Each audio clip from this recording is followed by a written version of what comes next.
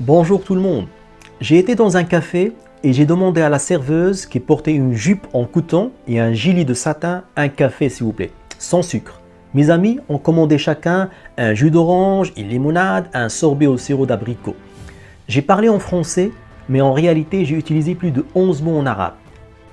Qui sait que cette langue véhiculée par les croisades, les conquêtes arabes et les échanges commerciaux en Méditerranée vient en troisième position après l'anglais et l'italien pour la quantité de termes intégrés au français.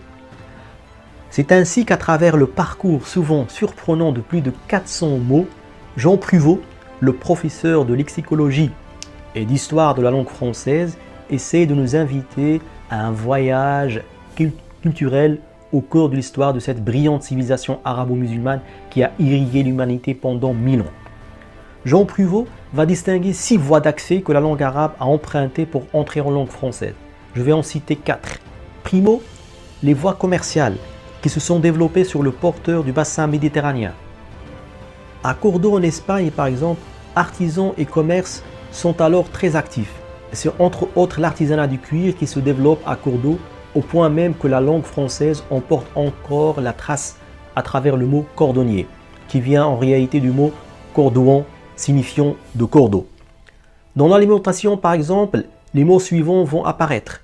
Pastèque, artichaut, aubergine, les épinards, l'estragon, une mousseline, un sorbet qui vient du mot arabe shorba, sirop, charab, limonade, orangeade, alcool qui vient du mot kuhul, jasmin et safran, tout cela vient du monde arabe.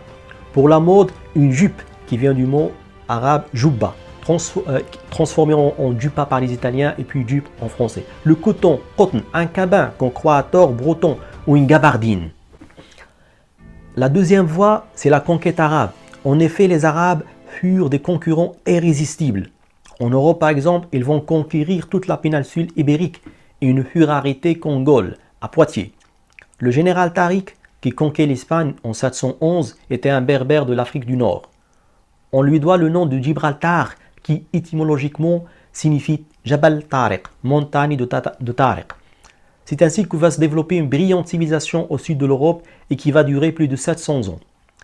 Une troisième voie, inhérente à la conquête de l'Espagne, est la voie savante, celle qui passe par les écoles, les universités et les bibliothèques, tout particulièrement avec la célèbre bibliothèque de Cordoue. C'est ainsi que, grâce aux Arabes d'Espagne, que l'on a pris connaissance en Occident de la philosophie et les plus beaux livres grecs de l'Antiquité, dont on n'avait plus les textes.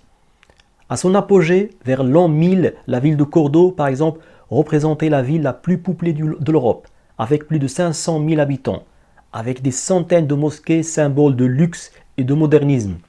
En effet, les mosquées à l'époque jouaient aussi un rôle d'école et d'université. La mosquée de Cordoue, par exemple, devint le plus grand monument européen. Et elle était aussi la plus grande mosquée du monde après celle de la Mecque.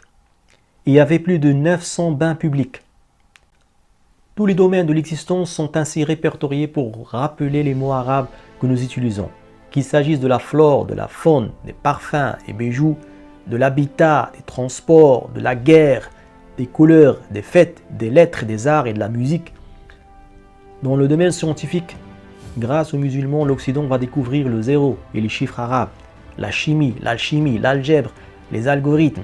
Ce mot algorithme n'est que le nom propre du créateur de l'algèbre qui s'appelait Al-Khawarizmi. Pour l'historien Ernest Lavis, nos ancêtres les Gaulois étaient avant tout des barbares. Ils sont les Romains et la civilisation arabe qui a irrigué tout le Moyen-Âge, la Renaissance aurait encore tardé. Peut-être il n'aurait jamais eu lieu. Jean Pruvot nous offre une nouvelle fois l'occasion de nous plonger dans le grand voyage des mots de la langue française et ça continue jusqu'à nos jours avec les jeunes et le rap. Le rap étant kiffé par notre génération, au-delà des clivages sociaux, a véhiculé bon nombre de mots d'origine arabe, inclus dans les paroles reprises en chœur par une grande majorité des jeunes, tous les jeunes. Donc, vous n'avez pas la possibilité d'échapper à parler arabe, wesh. Zama, même un petit chouïa, wallah.